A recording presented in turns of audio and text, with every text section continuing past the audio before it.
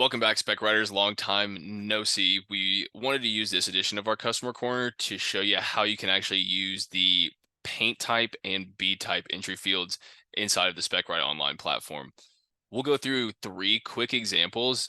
The first one will focus on proof of work. So if you have a customer inquire saying, specifically for this example, you use the wrong material types, bead or paint, you can actually go to Skyview and reference the fact that you did use um, the right materials required for that spec and validate yourself and send that off to your customer. The next two will actually be in the reporting page. The first one we look at there will be on a per job basis. So really being able to recap a job and seeing per day what types of materials you were putting down and how much. And then the second one we'll actually look at is going to be on a per truck basis. So taking the truck over the course of the entire season and again looking at what it put down each day specifically for each material type. We'll just go ahead and just jump right in. First one's going to be like I said, right here in Skyview. We only actually need one layer for this example. So the first step we'll take is setting up a time period. You just want to pick out the time period that contains a specific job you're looking for. I'm using a bit of a custom one since I have our demo portal, but this year should always suffice for y'all. Next is actually picking out the job we want to look at. So the job I'm looking for right here is 116.58. Now that I hit apply, I'll pull up 116.58 here on the map. Now, on the right-hand side, I have all my job details right here. And since my operators are punching in not only paint type, but bead type, I can now see that information here on job details by just navigating over to the material section, finding paint type, and finding bead type. So now I can see over this entire job, I put down 981 gallons of white and 602 and a quarter gallons of yellow. I know all of those gallons put down were WB paint type, waterborne. And I know all the beads that were applied over the course of this job as well were of the standard DOT bead type. More than likely, that's just this state's nomenclature. Again, you can type in type 1, 2, 3, and 4, whatever type of beads you were using. And same, in case you need to use a solvent-based or another type of paint, you can enter that as well. But this is where you'd find that information. You can actually click on a specific line if you would like to and narrow it down by there to see exactly what paint type and bead type were used should you need to get more granular. So again, you can see, hey, I put down 11 and 3/4 gallons of yellow. All of that was water-based paint, and all of the beads applied on top were standard DOT beads. Now there is a shortcut here if you already have a template set up to include both paint and bead type in your report, and you can do that by doing it here, but we'll go through the full process. So we'll actually just jump into the reports page now. In order to actually create these two reports we're looking at, we'll need to create a custom template. That way we can include our paint and bead types in our metrics. What you'll do is come up here to new template and fill out this. I've got a custom one here that we'll walk through filling out. As always, you want to give your template a name that clearly defines what type of data you're going to see in the report. Next, for this example, we're using a time row command. That way each row populates on a per day basis. And then next, we just want to pick out the data points that we need to include in our report. So the ones we've been harping on are going to be paint type and bead type. Those are found down here in the advanced options of entry fields. So once you click advanced options, you'll find your paint type and all of your bead types here. Now we do have multiple bead types in case you do have different bead types in, whatever bead guns you have on your truck. That way you can differentiate. If you do use all three, make sure you include all three. If you just use one, you can only include one if you want to. I'm using two for this example purposes, but once you've picked those out, you just have to fill out the rest of the information you want to see. It can be the same as what I'm kind of breezing through here, or it could be different just depending on what specific information you also want to see in this report. If you do want to include information on black, just make sure you check the advanced options under counter channels and rates to find all of your black metrics. Same thing for beads.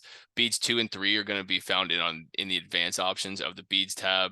So if you are using 2 and 3, just make sure you include the usage for 2 and 3 as well. That's it for this template though. I don't have anything from temperature, geolocation, calibration, or miscellaneous, but once you've created that template, you can now hit save.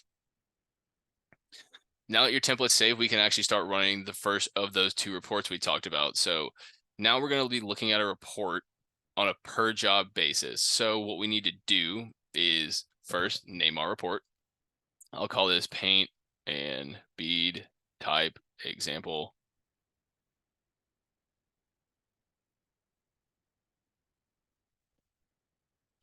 I'll pick out the date range that I was looking at before for 1/2020 to November 4th of the same year. Since I've already got my template and I've already got my type, now all I need to do is pick out my truck. And once I've picked out my truck, you can pick the corresponding job. Once you've got all that information selected, you can now save, and that report will generate here in the background. You'll get the pop-up saying that it's doing so right up here like you normally do. Now I did cheat a little bit and I did pre-create the exact same report in here so we could check it out and not have to wait. That said, this is what you'll see when creating that per job report. You'll be able to see each day of that job, the types of material that were put down. So again, we know we put down water-based paint on the 19th and the 20th, as well as standard DOT bead types. And then you can see the exact usages for that type of paint right here, and the exact usage for that type of bead right here. Now, those are the 2 days we had work for. Again, as normal, if you click on it, it'll show you what was painted.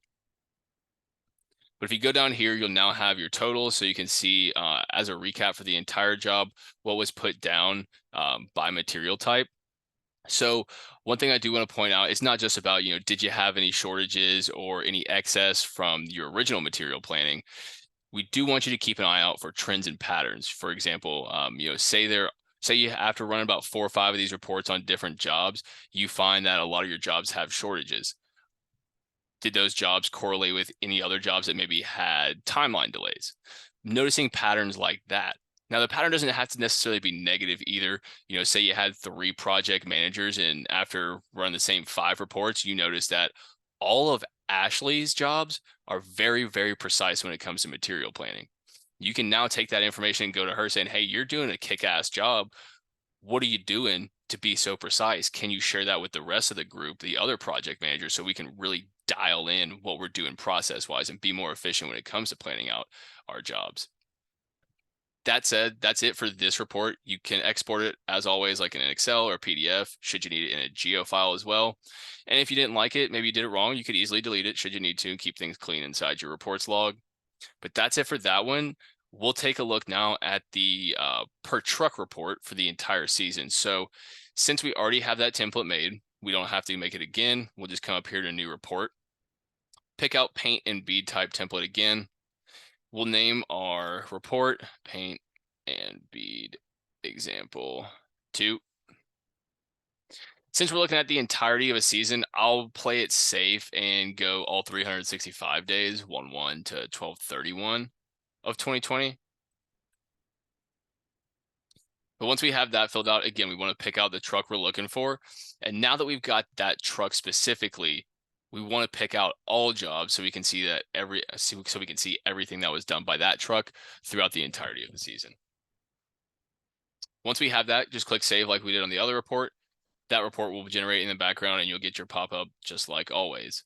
Again, I'm a bit of a cheater, so I do have one pre-built that we can look at and we don't have to wait for it to show up.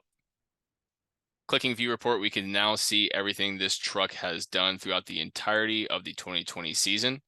So again, calling your attention over here to our usage statistics, our types, and then our bead statistics.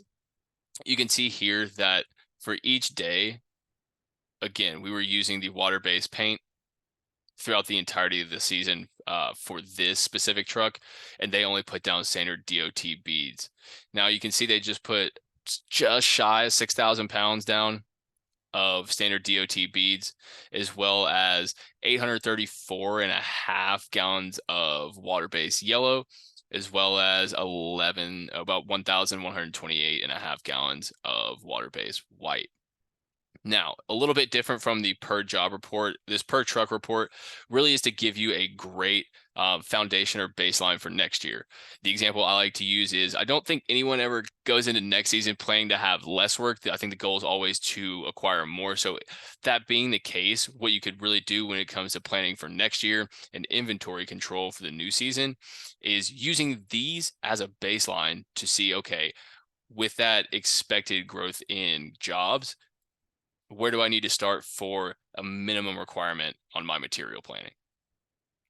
There's other uses, right? We don't want to pigeonhole you guys into just one use for these reports, right? The more your mind moves and the more you think about it, the better, because you probably will find uses that we probably didn't initially explain to you here.